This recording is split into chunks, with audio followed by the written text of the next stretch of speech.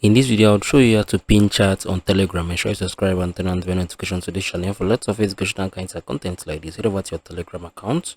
I'm going to walk you through how you can pin chat here on Telegram. Now, what you need to do basically, you need to right click on your mouse, right? Once you have right clicked on your mouse, hold it firmly. You're going to see this. This is the pin to the top.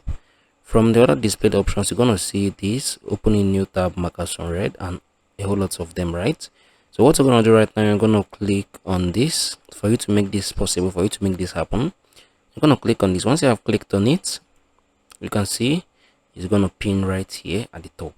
So this is basically how you can pin chat on Telegram. If you found this video helpful, share your thoughts below in the comment section. Thank you guys for watching through the video. I really appreciate it. If you have any questions, do it to ask me below. I'm going to see you all in the very next tutorial.